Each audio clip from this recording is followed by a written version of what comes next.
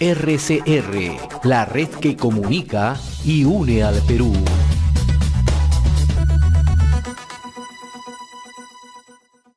Sin lugar a dudas, el tema de Susana Villarán es un tema que da para el análisis político, ¿no?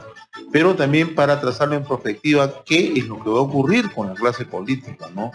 ¿Cuáles van a ser las responsabilidades, ¿no? ¿Cuáles son los niveles de autocrítica que tienen que plantearse, ¿no? Y por qué parecería ser que hay una corrupción buena y una corrupción mala, ¿no?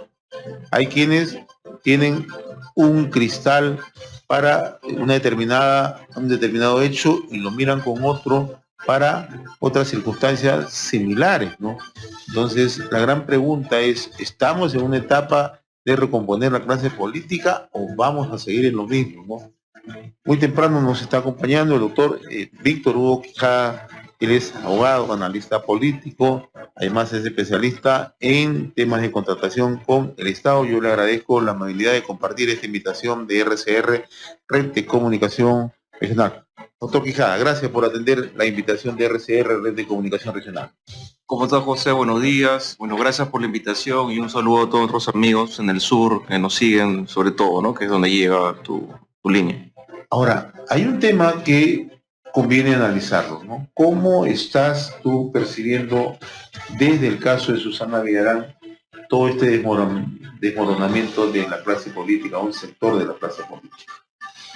Bueno, el análisis general es de que ya sabemos de que la clase política está bastante desprestigiada, que es lo que desde que se inició el tema del abajato, hemos visto desfilar a todos los principales expresidentes, líderes políticos, ahora exalcaldes, exgobernadores regionales, que están pasando pues por el sistema de justicia, ¿no? Pero cabe recalcar también de que todos somos iguales ante la ley, ¿no? Y lo que ha realizado el Ministerio Público está demostrando con hechos de que no existe un direccionamiento, ni un favorecimiento, ni un trato privilegiado en favor de los caviares o como se los quiso acusar en un momento, ¿no? No están atendiendo ningún tipo de interés, ellos están actuando conforme a ley, es por eso las investigaciones que han realizado y ahora, tanto en el caso Humala con una acusación fiscal, como en el caso Villarán, el pedido de detención preventiva va conforme a las diversas actuaciones, ¿no? Ahora, en general, lo que se está demostrando aquí es de que todos los que están inmersos en estas investigaciones han manejado un doble discurso, ¿no? Una doble moral, ¿no? Ninguno de los que ahorita están detenidos o fugados o incluso, bueno, en el caso de Kuczynski con detención domiciliaria, ninguno de ellos ha aceptado en ningún momento su responsabilidad, ¿no? Toledo mismo, ¿no? Ellos desde un inicio han negado y siguen negando su responsabilidad y participación en hechos de corrupción y de lavado de activos. Cosa que Villarán, al menos, digamos, aunque eso no le limpia la cara ni la hace más digna, porque el pecado es pecado, ¿no? Al menos a nivel de la instancia de medios dijo, ¿no? Aceptó al final, ¿no? Pero ninguno de los otros ha aceptado, ¿no? Entonces, realmente se está viendo cómo es la forma de trabajar de nuestra clase política, que es un hecho que en verdad los historiadores lo han mencionado desde hace mucho tiempo atrás, ¿no? Y que no es distinto a lo que ocurrió en el siglo XIX, inicios del siglo XX, bueno, todo el siglo XX, ahora siglo XXI. No hay distinción, digamos, de esta clase política clientelar mercantilista, ¿no? Ahora, la corrupción se presenta de manera transversal, ¿no? Desde el Ejecutivo, desde el Legislativo, instituciones políticas, ¿no? Medios de comunicación, otras entidades, ¿no? Sectores empresariales, ¿no? Entonces, la gran pregunta que surge, ¿no? A partir de ahora, ¿cuál puede ser el próximo escenario, ¿no? Porque así como hace 15 días conversábamos del desmoronamiento de sectores de la centro derecha, ¿no? Identificados Fuerza Popular, el Partido Aprista, Peruanos por el Cambio, Perú Posible, etcétera, también pasando por la gestión de Ollanta Humala. Hoy hablamos también de un efecto en la izquierda, ¿no? Porque para nadie es una duda que Susana Villarán hacia el año 2013-2014 era el referente más claro de la izquierda, incluso con proyecciones para ser presidenta de la República. Todos estos hechos han devenido simplemente en acciones de corrupción, ¿no? ¿A partir de ahora qué? Bueno, la corrupción es algo que ha demanchado a toda la clase política sin distinguir colores, ¿no? Hemos visto que la forma organizada, por eso que se los procesa por crimen organizado, y de trabajar de todos esos partidos, ¿no? Y en general lo que se viene básicamente es que el Congreso debería darle importancia a la reforma política, a la reforma electoral, para, por ejemplo, el tema, esto ¿de dónde viene el origen de la corrupción? Viene del financiamiento de los partidos, ¿no? Desde el momento de que un privado, porque esto no solamente ocurre a nivel de partidos nacionales, ocurre a nivel de gobiernos locales, de movimientos regionales. A mí me gustaría que, así como el OMPE o la Fiscalía esté investigando a los partidos grandes, representativos o personajes de connotación y alcance nacional, también lo hicieran a nivel de gobiernos subnacionales, ¿no? Porque la corrupción y las prebendas y los apoyos y aportes de empresas pequeñas, medianas, grandes, se dan en todos los niveles, ¿no? Desde financiamiento de candidaturas de rectores en universidades nacionales, pasando por decanatos de colegios de abogados, de colegios profesionales, y llegando a nivel de gobiernos locales, regionales, y estamos viendo ahorita en carne propia partidos nacionales, ¿no? Ahí está el origen de la corrupción. Entonces, si eso se llega a regular conforme a las propuestas del Ejecutivo frente al Legislativo, que esperemos que se discuta, sobre todo, al menos ya se avanzó con el tema de la penalización, ¿no?, de este tipo de aportes ilegales. Lo segundo que vendría es prohibir o hasta cierto punto los aportes privados, ¿no?, salvo que se haga un tema de tratamiento de bancarización y quizás hasta un tope, ¿no? Tendría que darse más transparencia a toda la forma, porque esto de los lavados de activos, si bien es cierto, muchos líderes hablan de que no es delito, pero entonces hubieran transparentado pues esta información. Entonces acá hay un problema del rol fiscalizador del OMPE, hay un rol, una omisión de funciones respecto a los partidos, de la forma como han estado trabajando en transparentar esta información, que sea de acceso público, como debería de ser, para empezar de ahí a hacer una reforma como debe de ser, ¿no? Porque mira, de los 26 partidos inscritos, solamente se les está investigando a 4 a 5. Hay dos formas yo me he dado cuenta que hay dos formas de que están lavando el dinero. O bien son partidos ya conocidos que quieren llegar al poder y lo que hacen es transformar el dinero con al menos recibir los aportes para gastarlo en publicidad. Pero sin embargo hay otros 20 partidos que yo no sé qué cosa es lo que hacen, ¿no? O sea, parece que solamente se dedicaran a lavar dinero, porque o es que es mucho la vocación de servicio en el Perú, o es que qué hacen más de 20 partidos en el tratamiento, cuál es la finalidad real de su constitución, ¿no? Entonces, aquí realmente hay un tema legal que debe ser solucionado, que debe ser controlado y regulado con mayor rigurosidad, porque el problema viene en el financiamiento de los partidos, ¿no? De ahí también el rol de las instituciones, de los partidos, de tener bases, de generar comités, de realmente realizar mítines o actividad política para que haya representantes, ¿no? Porque lo que hemos visto son puros vientres de alquiler, ¿no? Ahora, yo lo que quiero es retomar un poco lo que usted acaba de señalar, ¿no? O sea, la mirada está puesta en el horizonte de los partidos políticos, los casos más emblemáticos, ¿no? Pero no les estamos mirando o no estamos visionando lo que ocurre en los gobiernos subnacionales, ¿no? Y aquí me voy a detener un poco, ¿no? Hay aspectos que se han venido generando en los últimos años y que han sido denunciados, ¿no? Mucho se puede ver, incluso hay posiciones contrapuestas de algunas denuncias de presuntos financiamientos de grupos ligados al narcotráfico, fundamentalmente en las provincias, por un lado. Grupos ligados al tráfico de terrenos que también financian campañas políticas, ¿no? Grupos ligados a la minería ilegal que también financian campañas políticas, ¿no? Grupos ligados al tráfico de madera o la tala ilegal de madera que también financian partidos políticos. Es decir, estamos en medio de una situación donde se hace de la política un fin, ¿no? Y el financiamiento entra sin control alguno, ¿no? Los condicionamientos en campaña son altos, los compromisos son altos, ¿no? Y a esto hay que agregarle los proveedores, ¿no? los proveedores que también financian campañas, ¿no? A partir de ahí, entonces, ¿qué tenemos que hacer? ¿Qué es lo que se debe hacer? ¿Cuáles son los pasos?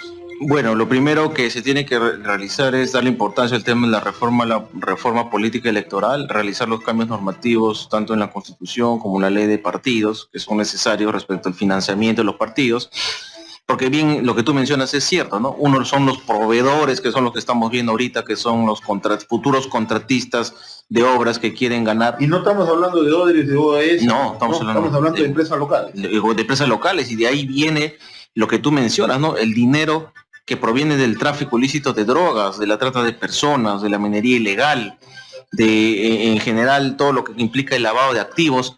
Yo pienso que Perú, si es que sigue de esta manera, vamos a llegar como ha ocurrido en Colombia hasta hace unos 10 años, ¿no? Donde los mismos narcotraficantes van a ser, que son los que ahorita tienen mayor, porque mira, en el nivel no se le está dando ahorita, no hay una lucha frontal contra el tema de drogas. Perú ya pasó al primer lugar en la mayor producción de hoja de coca y de pasta básica de cocaína a nivel mundial.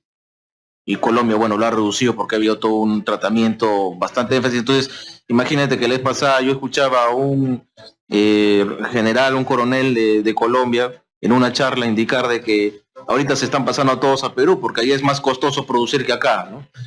Ahora, ¿qué es lo que va a pasar en el Perú si es que no se le da un tratamiento legal a este tema del financiamiento de los partidos? Lo que van a hacer es lo que pasó allá, ¿no? Los mismos narcotraficantes, por ahí aparecerá algún narcotraficante pensante, porque ahorita creo que no llega todavía a ese nivel, de clanes familiares, no pasan todavía de ámbitos regionales, pero va a pasar de que se van a formar clanes, por ahí saldrá alguien pensante y se va a comprar un partido y todo... van a secuestrar el poder, así como pasó con México, eso, ¿no? Ya no es nuevo. Lo que pasa es que ellos están incorporando lo que algunos analistas llaman la tecnología del delito. Ya están incorporando eso. En Colombia lo han hecho en México. Sí, pero aún todavía en Perú no se ve, no hay alguna denuncia directa, porque lo que se está viendo ahorita es de que ellos apoyan con determinados montos, pero no hay, digamos, así como en Colombia o en México, partidos directamente ligados o de propiedad de narcotraficantes o de lavadores de dinero, ¿no?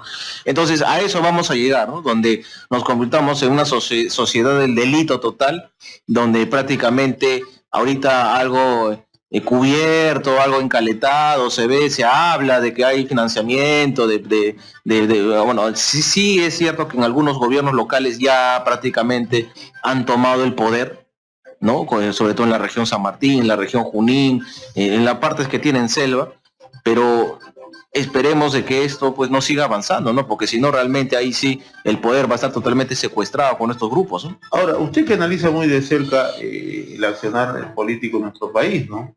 ¿Le preocupa que seamos selectivos cuando tenemos que hacer algunos enfoques en el tema de la corrupción? Y se lo digo de manera muy puntual, ¿no? Hay colectivos que han salido contra Keiko Fujimori, contra Alan García, contra Pedro Pablo Kuczynski, contra Alejandro Toledo, ¿no? Contra el propio Ollanta Humala, ¿no? Y contra la izquierda nadie ha salido, los colectivos no aparecen. ¿Esto no es una doble moral?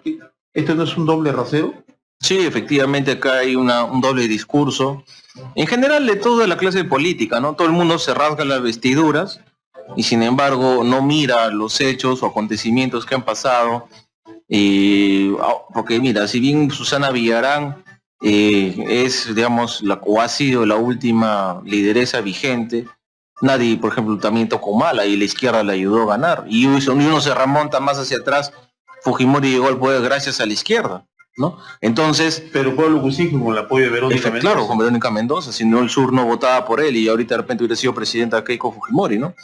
Entonces, realmente yo pienso que rasgarse las vestiduras, tratarla de pegarla de sano, tratarla de pegar de que uno lucha contra la corrupción de manera frontal, creerle a algún colectivo, porque los colectivos están ligados, que son generalmente los que organizan las marchas, ¿no? Primero reciben financiamiento, ¿no? De ONGs. Tendría que investigarse qué ONGs están detrás, de dónde proviene ese dinero. Hay acusaciones de que hay dinero que vienen de fondos internacionales. Tendría que probarse eso, ¿no? Porque también hay todo un tema ahí de movilización, porque nadie se mueve gratis y nadie se dedica una semana a estar protestando en las calles y de qué comes, ¿no? Y de qué vive tu familia, ¿no? Ahora, realmente aquí lo que sí tiene que verse es, digamos, el sentir ciudadano, ¿no? Yo pienso que los medios están informando, están cumpliendo con su deber en informar de manera imparcial o de hablar la información, a diferencia de otros tiempos en donde todo estaba restringido. Esperemos que esto se plasme en indignación ciudadana, ¿no? Sobre todo en el momento de dar los votos que se vienen para elecciones del 2021, porque si no, de nada va a servir, ¿no? De nada va a servir los esfuerzos lentos de los medios y del Ministerio Público y determinados funcionarios que están tratando de impulsar reformas para que a la hora de la hora llegue el noviembre de 2020 y el próximo año 2020 tengamos a los mismos candidatos en el Congreso, los mismos candidatos en el Ejecutivo, financiados por los mismos grupos de poder, los mismos poderes fácticos. Nada va a cambiar si es que realmente no hay también, si no se internaliza esto y no hay una realmente reflexión, ¿no? Ahora, el otro hecho que me gustaría abordarlo con usted es un especialista en temas de contratación, ¿no? Hemos escuchado a la señora Susana Villarán decir que ella solamente con el ex secretario general de la municipalidad, José Miguel Castro, fueron los que conocían estas entregas de dinero, que ella solamente manejó ese dinero, ¿no? Pero las investigaciones, las indagaciones, hasta donde ha avanzado el Ministerio Público, la propia prensa, dan a conocer que esto se hizo por favorecer en 2 contratos, tanto a OES como Odebrecht. ¿Qué responsabilidades alcanza al resto de funcionarios? Bueno, en primer lugar, ya sabemos de que 2 de los contratos de peajes han sido derivados. O sea, se le está acusando ya por delito de cohecho, ¿no?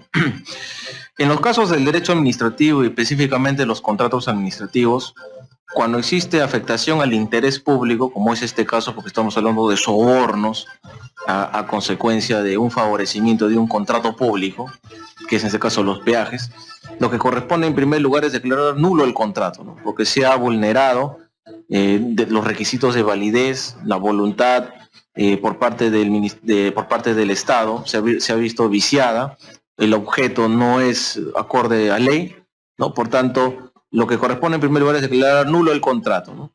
En base al derecho administrativo. Ahora, en respecto a la responsabilidad administrativa funcional, efectivamente corresponde que se les abra proceso sancionador, ¿no? Bueno, ahorita hay todo un tema, una discusión en la Contraloría respecto a esta sentencia del Tribunal Constitucional que le ha quitado aparentemente potestad sancionadora al tribunal, pero cuando este caso se solucione, porque está establecida en la ley del sistema de control, lo que corresponde es de que la Contraloría los procese disciplinariamente, ¿no? Y además los inhabiliten para trabajar en la función pública, ¿no? Eso aparte del tema penal, que ya es lo que vemos todo el día, ¿no? Entonces, en primer lugar, lo que debe corresponder es paralizar ese contrato, declararlo nulo y volverlo a licitar o momentáneamente que el Estado lo intervenga a través del Ministerio de Transporte, eso sería a través de MAPE o de la misma Municipalidad de Lima. Tendría que verse ahí la figura legal de acuerdo al tipo de contrato de concesión. Y lo segundo es abrirles proceso administrativo sancionador y inmediatamente sancionarlos y suspenderlos de los cargos, no solamente por parte de la alcaldesa o Bueno, la los dirigente regidores municipal, en ¿no? funciones en ese momento que aprobaron estos contratos. También existe responsabilidad, ¿no? Porque hay que recordar que ellos son quienes han declarado el interés, ¿no? O sea, uno de los procedimientos legales para poder suscribir un contrato de concesión es mediante acuerdo de consejo se declara el interés público del proyecto, ¿no? De ahí corre el plazo para la entrega de los proyectos integrales o del expediente técnico, etcétera, ¿no? De ahí hay un proceso de licitación. Ellos, para que Villarán haya firmado, efectivamente, esto pasó por consejo, ha pasado por las comisiones de presupuesto, por las comisiones de infraestructura, ha pasado posiblemente por la comisión legal, ¿no? Incluso puede ser por la comisión de desarrollo urbano, porque estamos hablando de un tema de infraestructura. Entonces, ha habido dictámenes que han aprobado, que se han debatido, y que ellos, previo a ese futuro contrato, han tenido la información suficiente para ver la propuesta inicial de un privado, porque esto ha sido una oferta pública privada, ¿no? Entonces, se entendería de que la empresa OAS o Odebrecht, dependiendo del tipo de contrato, ha presentado una iniciativa privada que se le llama, en donde se evalúa el aspecto técnico y financiero, ¿no? previo para que se apruebe, porque si no a nadie le interesaría invertir, a un gobierno local, regional, un gobierno central no le interesaría invertir en una infraestructura y comprometerse a 40, 60 años en un tema que cuando tranquilamente podría invertirse directamente con inversión pública, ¿no? Si no, esto es un tema público-privado, ¿no? Ahora, efectivamente hay responsabilidad, esperemos que no solamente las cabezas caigan, sino hay que ver qué regidores están implicados en estos casos y también que el mismo trato para todos, ¿no? Si es que tienen que irse a la cárcel, tendrán que irse a la cárcel, si tendrán que sancionarlo, lo tendrán que sancionar. Ahora, para finalizar, estamos conversando con el doctor Víctor Hugo Quijada. Él es abogado, analista político, especialista en temas de contrataciones, ¿no? Las revelaciones de Barata, las revelaciones de Marcelo Odebrecht o de los principales funcionarios de las empresas brasileñas consorciadas, en realidad han causado todo un terremoto, ¿no? Pero daría la impresión que con ellos no es el problema, ¿no? Porque cuando declara Marcelo Odebrecht, cuando declara Barata o cuando declara Leo Piñeiro, daría la impresión que ellos les están haciendo un favor al país, ¿no? Y parece que hemos perdido un contexto, en esa parte hemos perdido el contexto real del análisis, ¿no? El daño que le han ocasionado estas empresas al país.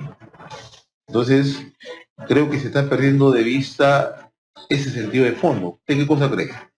Bueno, lo que pasa que a nivel del ámbito legal, las empresas, digamos, no les alcanza. Lo que se ha querido vender en los medios es de que los proveedores, en este caso, pues, son los malos de la película, cuando en verdad, si bien es cierto, tienen responsabilidad, en verdad los malos de la política es la clase dirigente, es la clase política, para la redundancia. Pero una empresa que está 30 años corrompiendo no tiene ninguna responsabilidad. Por supuesto que sí tiene, por eso que están siendo procesados, los están investigando. Sin embargo, digamos, la responsabilidad mayor, porque se ponderan los bienes jurídicos tutelados, es el funcionario, porque quien debe resguardar por el interés público, toda la teoría que está en la Constitución y en la ciencia política es el funcionario, es el presidente, es el funcionario elegido por voto popular, son quienes deben resguardar el bienestar general, y bueno, y ahí aparecerá pues Odebrecht, mini Odebrecht, lavadores de activos, que es justamente lo que hablábamos, pero quienes corrompen el aparato estatal son los funcionarios, ¿no? Y esta figura en el derecho penal se le conoce como el extraneus, que son pues no los proveedores que sí tienen responsabilidad, que pienso de que deberían tener sanciones mayores, porque no creo que esto solamente deba pasar por un convenio de colaboración eficaz y los señores están libres. Y en el caso de Graña y Montero, administrando información. Claro, administrando información, tirando dedo a todo el mundo, porque eso es en concreto, están dedicándose a tirar dedo y embarrar a todos los que puedan por intereses personales. Pero lo que recuerden por intereses personales. Por intereses personales, y por ejemplo también tenemos a los del Club de la Construcción, tenemos a los Graña. Que no debería llamarse Club de la Construcción, ¿no? Debería llamarse Banda de la Construcción. Claro, Banda de la Construcción, que sabemos que son las principales empresas que han estado rotando los principales proyectos de obra pública e infraestructura en el Perú, también en estos últimos 30 años. Entonces ha habido todo un sistema de corrupción que, sin embargo, quienes han estado, digamos, detrás de esto son los funcionarios, porque ellos son quienes aprueban los informes, quienes hacen los contratos, quienes se comprometen de acuerdo y hacen todo el argumento legal para llegar a eso, ¿no?